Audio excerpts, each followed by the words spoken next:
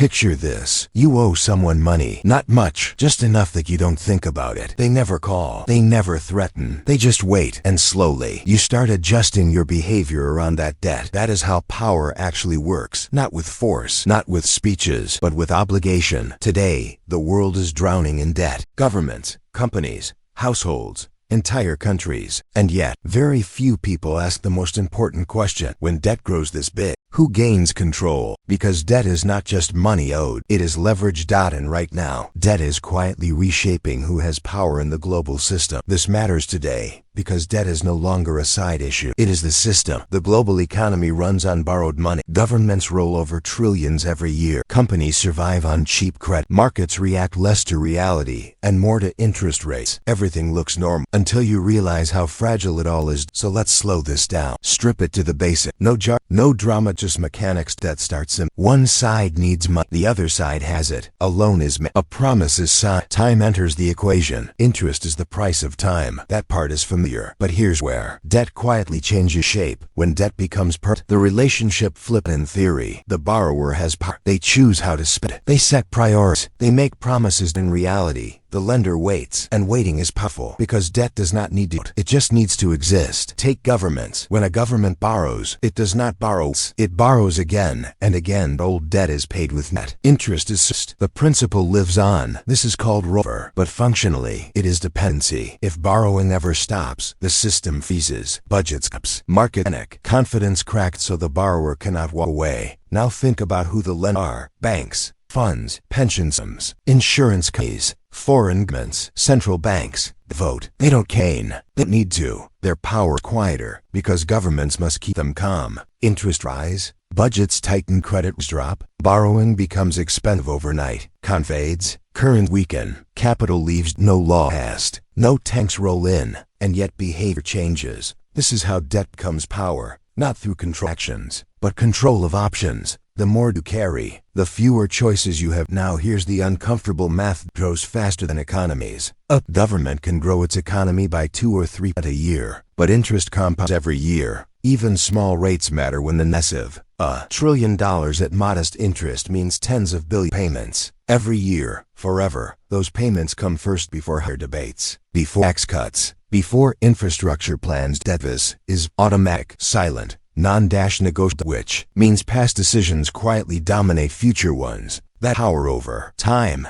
doesn't stop at governments, corporations, and when companies are loaded with debt, they stop long-term, cut research, they raise wages, they sell assets because it's smart, because it's necessary. The lender does not demand this. The balance sheet does it for them. Zoom out further. Doesn't just shift power forward to lender. It concentrates it. Large institutions borrow cheaply. Small ones cannot. Governments with strong currencies borrow at low rates. Weaker countries pay more. Rich get time. The poor get pressure. That same system, different outcomes. This is why debt crises don't hit everyone equally. When things go wrong, lenders get rescued. Debtors get conditions, austerity, reforms, all framed as responsibility. But responsibility to whom? Here's the irony. Debt is sold as freedom. Borrow now, grow fast, smooth shocks, fix problems later, and for a while, it works to that delays pain. That's its real function. Pulls future effort into the present. But the bill always arrives, and when it does, power has already shifted, because borrower needs time,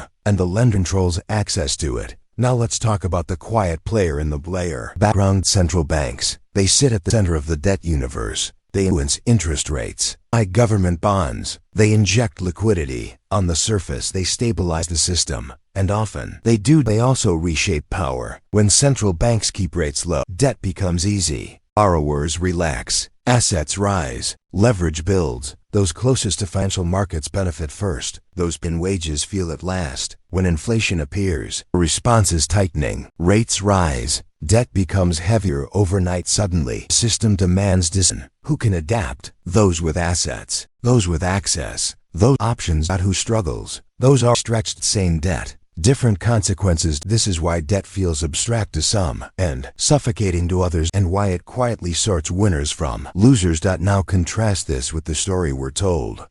Debt is just a number, can always be rolled over, that growth will solve it, that modern economies are different now. Sometimes they are, until confidence slips. Debt only works if trust holds. That payments will be made, currencies will hold value, trust that growth will continue. Once that trust weakens, power snap, focus, rates spike, capital flees, choices vanish. Ask any country that lost market confidence. The playbook is all same: emergency funding, external conditions, internal sacrifice. Debt doesn't create chaos, it reveals who was in charge all along. Zoom out even more. Entire systems depend on debt, never break. Banks use it as collateral. Pensions depend on it for returns. Governments rely on it to function. Means no one wants the system to stop. That's why debt keeps going. Not because it's free, but because stopping would expose the power structure underneath. You hear that debt is manageable. Ask, manageable for whom? We hear that we owe it to ourselves. Ask who gets paid first. Because debt is natural. It shapes incentive. It limits choices. It transfers control quietly over time. The real danger is not collapse, it's normalization. A world where decisions are made please creditors before citizens, where future labor is pre-committed, where stability matters more than flexibility. And the final question is not whether debt will grow, it almost certainly will. The real question is this: as debt quietly turns into power, who will be holding it when choices become scarce?